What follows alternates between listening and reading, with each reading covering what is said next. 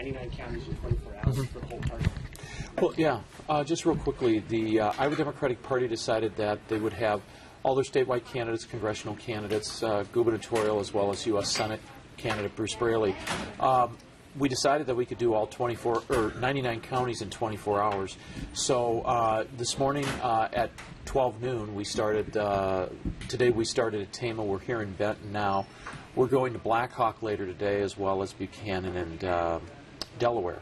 And then tomorrow we're going to be doing Clayton, Allamakee, Winneshiek, and Fayette. And so each candidate is hitting different areas of the district. I know Senator Harkin's doing Manchester this afternoon.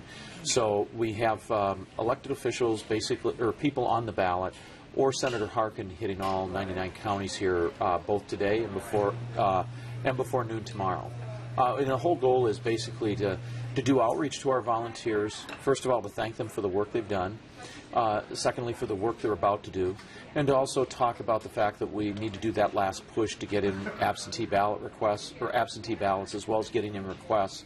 But along with that, too, talking to them what we think about the most important issues are. Because we really do, whether you're talking the U.S. Senate race or my congressional seat, I still think talking about Social Security, preserving the program as it currently exists, not putting it on Wall Street, not raising the retirement age, not reducing benefits, or turning Medicare into a voucherized system. It's about making sure that those programs that people know have been an earned benefit their whole life will be there when they retire. What's the geographical significance of something like this? I know Joni Ernst has her bus, and she's not your opponent, but she's hitting all 99 counties as well over the course of her whole campaign. I guess what's important to have kind of the Democratic answer to that? Well, the big part is Democrats really are. As you can tell on the television commercials, we don't have as many commercials running for us.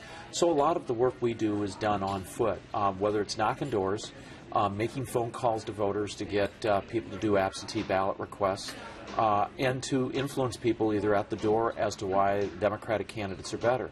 So we're very good at doing the footwork, and this is just an expansion of that footwork that we've been doing in all 99 counties for the last 9-10 months. How much more exciting is it to do it over 24 hours, the kind of a blitz mentality that it would be, It does. That's a great question. It does keep you busy because you've got to keep your time. You got to make sure that you're on time.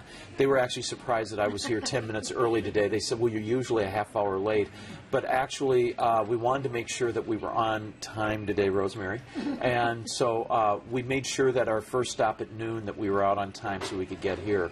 So a big part of it is making sure that you try to keep that time schedule, but to meet with the people that are actually the active volunteers that have made a difference for the elected officials or the people on the ballot so they can become an elected official. How do you respond to them Rod Blum trying to paint you as the angry candidate? Quite frankly, it's because they don't have any issues to talk about. We're talking about real issues, preserving Social Security, preserving Medicare, so it's there for people when they need it. Quite frankly, for senior citizens when they retire, those are earned benefits that people have earned. So we believe that those are the important issues. The fact that I spoke on the House floor because Republicans shut down the switchboard when we had a very contentious bill, they should be ashamed of themselves. It's the only time since we've had the switchboard in state's history that when we were debating, we shut down the ability for the general public to call in and complain about, or to lobby legislators about changing legislation. So I don't feel the Republicans were wrong that day. I called them to task. I would do it again tomorrow. But I think more importantly, if you watch that commercial, I have passion for the middle class. I've always had passion for making sure we take care of working class folks, making sure that they have a pension for their retirement, making sure that they can make a living wage. And I think we were going backwards with the bill they were debating. So I've always considered a passion that I've had, that I want to stand up for the people I believe in, and I'll continue to do that. Yesterday, U.S. Senate candidate Rick Stewart was here. He's a Republican. He says that Social Security is a math problem and that it's not really fixable, per se, trying to keep it the way it is. How do you respond to something like that? He's totally wrong. I'll just tell you right now, Social Security is solvent through the year 2037. Medicare is solvent through the year 2032. So we don't have to do anything immediately. But the things that we could do to fix it long term, right now, people don't pay into Social Security if they earn over $117,000 a year. Anything they earn over that, they don't have to pay that tax. Quite frankly, the best way to deal with this is to remove the cap.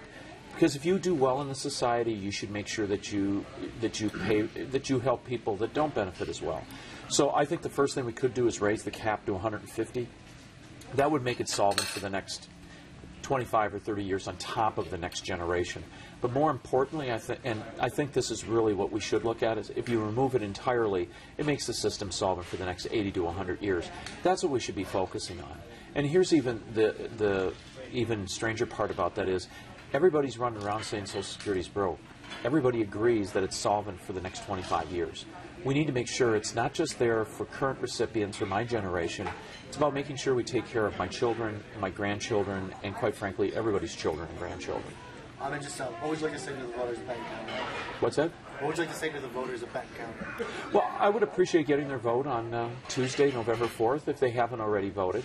But more importantly, if they elect me, they know that I'll work to raise the minimum wage, make sure that we address Social Security and Medicare so that it's solvent for decades to come, generations to come, and that we won't raise the retirement age, we won't cut benefits, and we won't put it on Wall Street.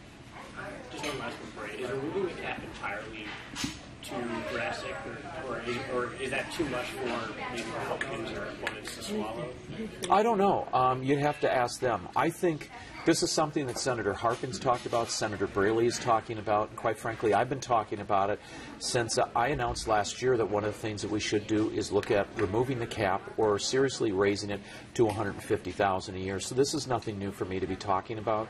So I think you'd have to talk to Republicans about whether they think that's too drastic. But quite frankly, their answer to everything is cut, cut, cut.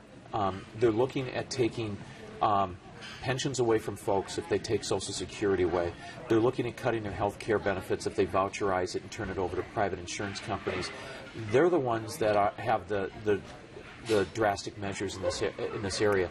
Democrats are looking at trying to solve this so that it's a long-term solution. This is an earned benefit. People have paid into it. They deserve to get it. And we need to make sure it's there for all future generations.